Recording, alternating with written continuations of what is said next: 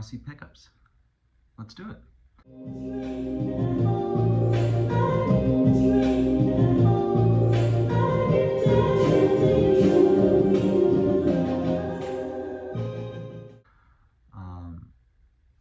I felt, I've been in New York for a few months now, and as 2024 is wrapping up, I thought it'd be a good idea to do a pickups of everything I've kind of gotten since I've moved to New York.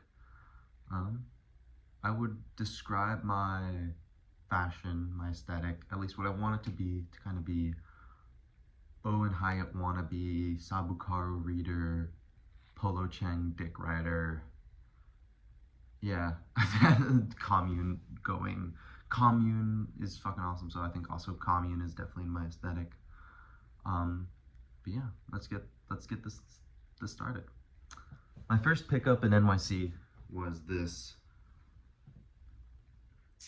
under off-white color covers tee. I got this at 2nd Street, and I fucking love under off-white covers collab. I think it's a really special time capsule almost of that era. And I don't think it's the creative peak of either off-white or undercover, but it resonates with me in a certain way. I think it's kind of two brands that I was into very early when I was into fashion. I think a lot of us got into fashion because of Off-White, and I think that's just really cool. And to see them collab with such an established name like Undercover was just really cool back in the day. I know it wasn't very well received, but I just love that collab, and especially now with Off-White sale to Blue Star Alliance. I think it's just a nice time capsule of what Off-White and Undercover were at the time. Yeah, and it got a lot of fashion motherfuckers their start, including me. My next pickup is this pair of Yeezy Sunday Service pants. I got these at Tokyo 7, which is a staple of the New York East Village, Lower East Side kind of fashion scene. And this was actually the first pair of Yeezy anything I'd ever gotten.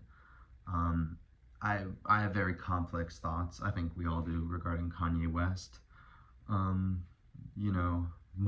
YouTube channel up until this point has been Kanye West leaks.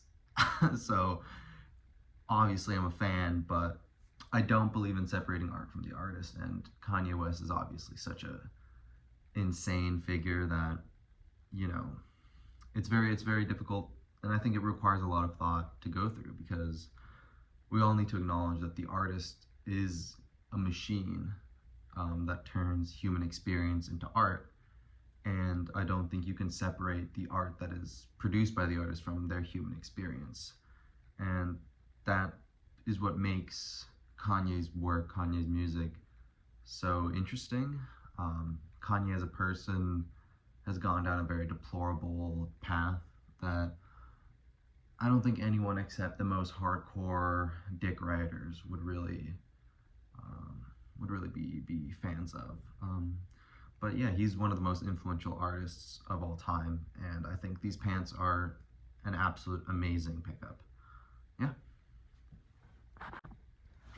Alright, my next pickup is this Acne Studios blue collar button-up shirt.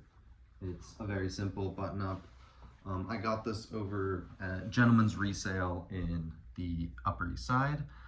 I recently started a job here in New York, a finance job in Midtown, and these jobs are soul-crushing and kind of make you feel like an absolute tool. Like whenever I have to go to like Commune or Country Hub or any of these like boutique, cool consignment stores, and I have to be like, hey, I work in finance. when you're talking to people, and everyone's like, I'm a creative director, I'm a sound producer, I'm a fucking space designer, man. And I'm like, I work in finance. And it's a little humiliating. I know I shouldn't be so self-conscious about it, but we're human. We're gonna be self-conscious about what we do. And I'm 22, I'm pretty young. I'm obviously going to be very self-conscious of what I'm doing with my life. But, finance is not one of those jobs I feel that you can really pour your life into. People who do investment banking or like any of these other high stress finance positions, I usually don't see them coming out the other side that well. And, at least I can look pretty while I'm at my job with this Acne Studios piece. And that's what matters, right? All right, my next pickup is probably one of my favorite pickups so far. It is the Kapital Century Denim. I think I'll get some close-up footage for you guys, but this pair of denim is absolutely one of my favorite pickups I've ever gotten. These are hand-stitched sashiko all throughout the denim, and allegedly it's supposed to last you 100 years. For me, clothes are a very tactile medium. I spend so much of my time and my money, obsessing over clothes. I want to be able to wear them and feel the tactility of them to be very good. It's like one of my favorite parts of being into this stupid obsession of fashion. I find that having clothes that feel good, are good quality, and look good is probably the best thing that you can do if you're into fashion. And that's what I love about these pants, because they look good and they feel amazing, and I know that I can beat the shit out of them and they're gonna last me a while. We are both the canvas and the client for our clothes, if you think about it. We are both kind of the ones wearing the clothes, but also you can argue the clothes wear us, especially when you have such an iconic piece like the Kapital Century Denim. People almost see you as being the accessory to the pants, especially in a place that's so obsessed with like pieces and like, in context of clothes as New York is. So, it's just a fun pair of pants to wear, I must say. My next piece is this Fugazi bullseye bag. This has become my everyday work bag that I take to the office. So it's been beat up a little bit since I got it. But yeah, it's a really cool looking bag. I think I've received the most amount of compliments with this bag. But it's a virgin leather construction with a wonderful bullseye pattern on the top, on the front. And the things I don't love the vegan leather, and I really do wish they had used real leather, because the vegan leather does feel a little cheap, and it is breaking apart at some spaces. But I mean, I just really love Fugazi. I think the Fugazi store in the Lower East Side is an amazing store. And I feel they're doing something very similar to Supreme with this tongue-in-cheek youth counterculture aesthetic. And it's really interesting how these socially aware brands, that Fugazi definitely is, acknowledge the part they play in consumerism and all of its consequences. And I think Fugazi is the best tongue-in-cheek kind of ironic brand that really expresses a youthful discontent and counterculture. And you'll really see this if you ever go to their store. My next pickup is this John Varvatos lambskin jacket that I got this for an absolute steal on Depop, which I think is kind of the topic of this jacket that I want to discuss, is that Grailed has gone to the shitter. If I'm gonna be honest, I feel myself spending less and less time on Grailed and more time on Depop. I find Grail just the bullshit kind of listings that if you ever search like Japanese brand, you'll know. And if you've been on Grailed for any amount of time, if you've ever had to try to look for pants on Grailed, you'll know what I'm talking about. But all these like bullshit listings that are just copy pasted over and over again, and it's just miserable to swipe through. And I found that Depop just is such a better place to search for, these kind of like designer fashion.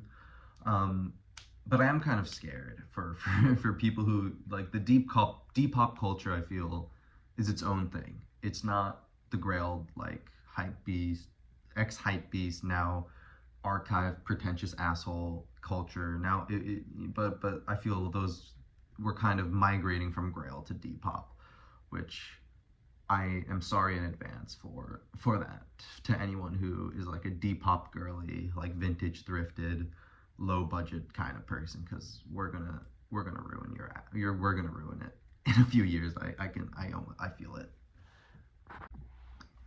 My next pickup is these basket case gallery flared jeans. I actually just got these in today. So Basket Case Gallery is such a cool brand. They had a pop-up in New York that I unfortunately wasn't able to attend recently. But I think they've definitely been making a lot of waves in the fashion scene. Everyone kind of wants a Basket Case Gallery t-shirt, or those Caldwell trousers. Have been kind of making their way through through the fashion community. I think Basket Case Gallery is definitely cool, and they definitely got a good aesthetic, but the quality of these pants are not, they're not the greatest pants you'll ever wear, and they, I don't think I would pay retail for any Basket Case Gallery stuff. Resale, you can maybe get them at a great steal, but they're still very cool, and their brand aesthetic is lovely.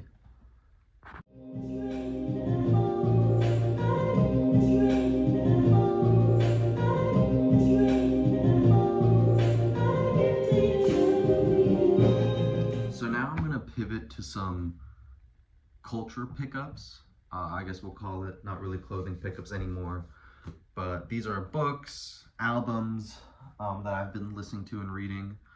I'll start off with the Oedipus Cycle from Sophocles. I don't know if you guys can see that, but this has been just such a lovely read.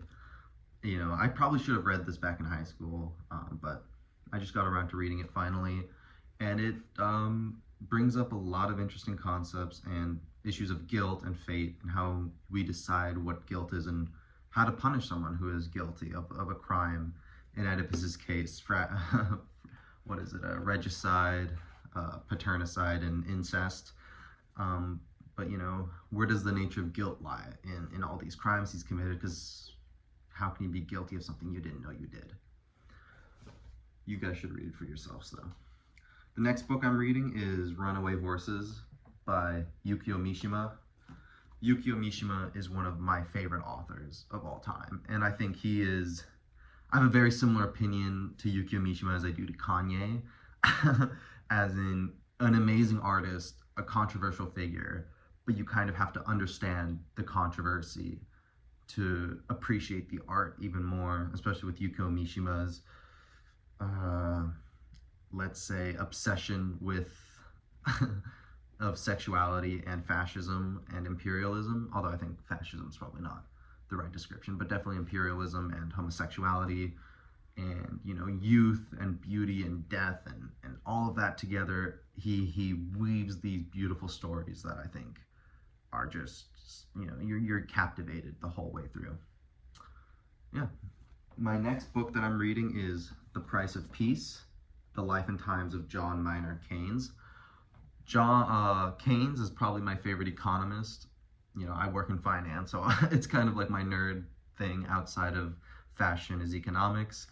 And John Maynard Keynes is probably one of the greatest economists of all time, if we think about it. I don't want to get too nerdy about the economics of it, but I think his ideas are so prevalent in the way we live our world, but also his mindset and his like 20th century idealism is something that we should really look back on and understand how it influenced our world now, and how we can take what we've learned from him and apply it to the world we live in, because it wasn't that much time has passed. It's only 100 years, which, if you kind of think about it, that's only one pair of Capital Century denim. It's not that long. My next cultural pickup is this album, Nostalgia. I got it on vinyl at Stranded Records in the East Village. and it is by Onra. The best way I would describe this album is Mad Lib in Thailand. It is constructed from a bunch of 50s, 60s, and 70s Thai classical pop samples, and it just sounds amazing. It's a purely instrumental album, so there's no lyrics, no rapping, no singing.